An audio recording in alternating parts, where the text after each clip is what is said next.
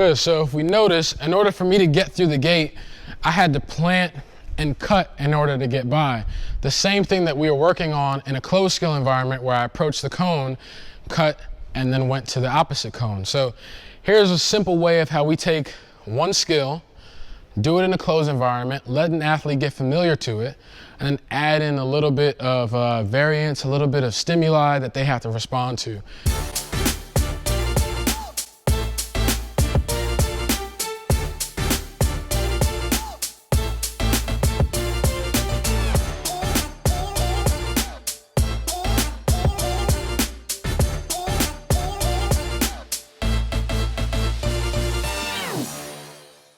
Hey guys, I have my coworker Zay West here. We're going to go over an open and closed skill or an open and closed environment. We're going to be showing you a couple of different examples.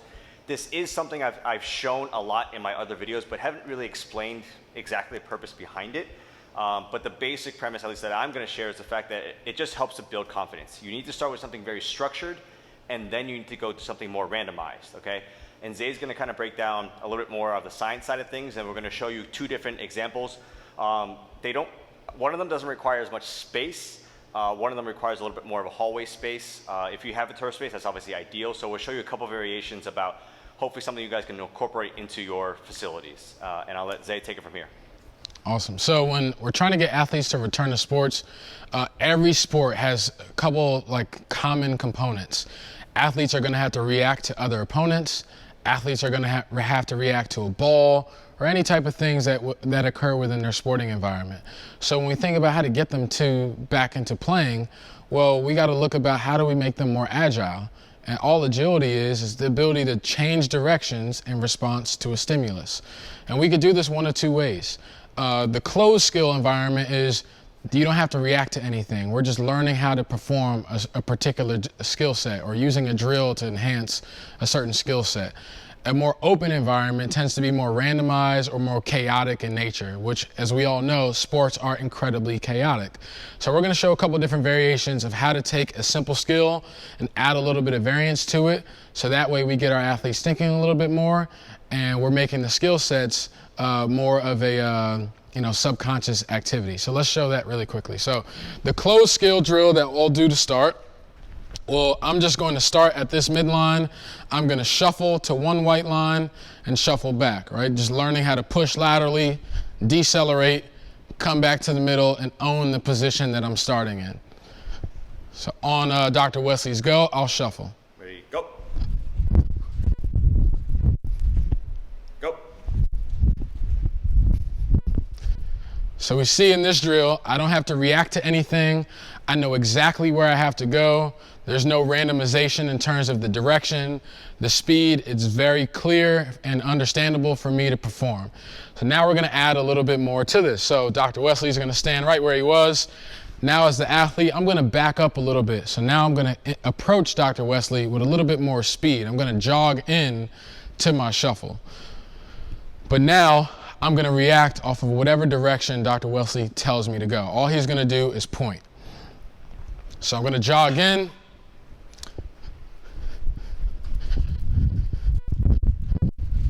Then I'll back up to the start, jog in again. So now you notice there's a little bit, even though it's a small piece of information that I have to respond to, I don't know which way he's going to point. I don't know when he's going to point, which will cause me to think less about my movement and more about my reaction time.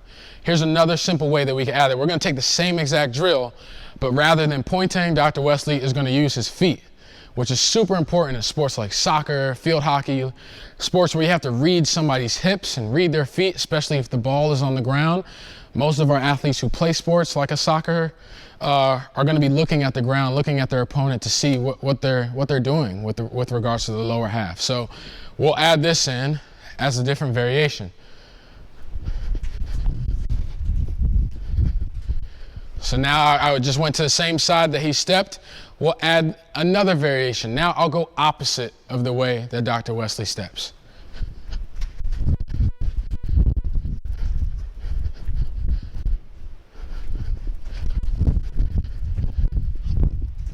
So if you notice, I was processing which way he was going. So when I saw his left foot, initially I wanted to go in the same direction, but I had to process that information and go opposite. So it allows for a little bit of randomness, a little bit of chaos, which we're gonna see in sports anyway. We're gonna show one more drill, since this one was more lateral. How do we incorporate this if we're trying to improve cutting or more of a linear sprinting? So the first thing that we're gonna do is show a closed skilled cutting drill. We're gonna get 2 cones. So we'll have a cone here, and we'll have a cone somewhere here, right? Somewhat of a, and the angle of these cones could be differentiated depending on the angle of cut that you want them to perform. Right now, this is a pretty sharp cut, so you could have it more shallow if your athlete is not ready for that.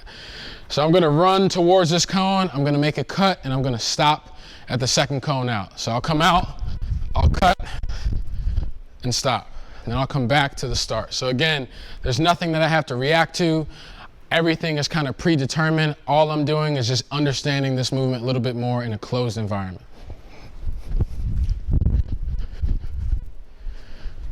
So now that we understand what this is like, let's take some cutting and add some randomness to it. So now we'll add a third cone. And we're gonna put all these cones in a line. It could be a little bit, yep, that'll be, yeah, right there is perfect. Perfect, so Dr. Wesley is standing behind these cones. These cones will serve as gates. Between cones 1 and 2, there's one gate. Between cones 2 and 3 is another gate. My job is to choose the open gate to cut through. Dr. Wesley's job is to close off a gate. So we'll walk through it really quickly. If I'm approaching Dr. Wesley and he goes to one side, I now have to go to the open side. But in order for me to do that, I have to plant, cut, and get out. This is that randomness that we're talking about. So I'm starting back here, I'm approaching with a little bit of speed, and I'll just react.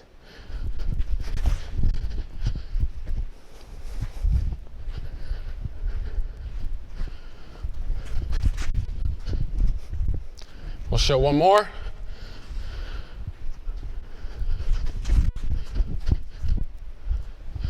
Good, so if we notice, in order for me to get through the gate, I had to plant and cut in order to get by. The same thing that we were working on in a closed skill environment where I approached the cone, cut, and then went to the opposite cone. So here's a simple way of how we take one skill, do it in a closed environment, let an athlete get familiar to it, and then add in a little bit of variance, a little bit of stimuli that they have to respond to. That could be a clap, it could be a point, it could be a step, or it could be something as you moving your entire body. You have plenty of options to choose from. You're only really limited by your creativity within these types of skills, but they're super important, super useful for athletes to start making this transfer from this training environment to their sport competitive environment, if you will.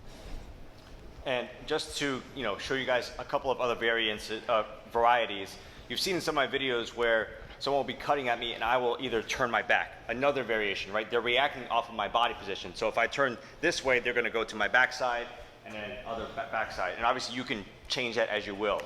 And just to kind of give you guys a brief explanation, is that how this relates into ACL rehab is the fact that you are affecting neuroplasticity. We understand that the brain is affected after ACL surgery, and it is a video that I will be making soon about explaining about why these things are so important. A lot of people might see this stuff and be like, what's the point in doing that? Like, what's the point in, me putting my foot this way and having them react this way? It's because it requires them to think. And if you think about the way that sports works, you have to think when you're playing sports. There is a cognitive component, a big cognitive component when you're playing sports. Additionally, as far as the ACL rehab side goes, we don't want them thinking about the actual cut. The whole purpose of rehab is to have them regain all their strength in addition to their confidence when they step back on the field, court, whatever it is. What makes athletes great is the fact that they are 100% reactive. There's no concept of like, wow, I gotta load my legs, I gotta jump in the air. They just do it, right? If there's a rebound, I gotta go up and get the ball, and I can't allow my opponent to get it. And when they're going through the rehab process, they're thinking about every step along the way, right? They're gonna think about, oh wow, can my knee handle that jump? Can my knee handle that land? And it's our job, obviously, once they get there, to be able to work in this randomized, open environment stuff, because that's what helps them overcome and also helps to improve that confidence, so they don't think about it. You know, I've done a lot of stuff with the ball tossing before, which is open, right? Because it's just completely random. They have to go get the ball, go get the second ball, back and forth, back and forth. When they're doing these type of exercises, they're thinking about the cut. When Zay did this gate, he's thinking about, I gotta go to the open gate. He's not thinking about, I'm cutting we did this one from left to right. He's just thinking about, I gotta get to the gate, right? I can't run to the same gate that Wesley closed off. So that's why a lot of this is super, super important for us to incorporate throughout the entire rehab process. And you know, starting from that mid to late stage, when they're starting to get into this running and obviously into the cutting phase, we have to incorporate open environment activities in order to help them overcome and help them improve their confidence.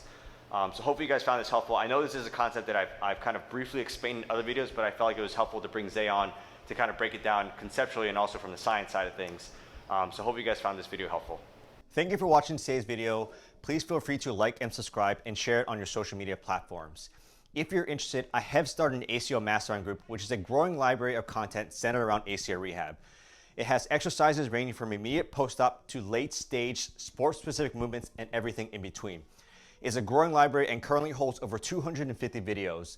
There's content centered around assessments, movement breakdowns, exercise breakdowns, case studies, and a whole lot more. You also gain access to a private forum where you can engage with like-minded people, ask questions, share research articles, and share resources. If you're interested, please feel free to click the link below. Thank you for watching.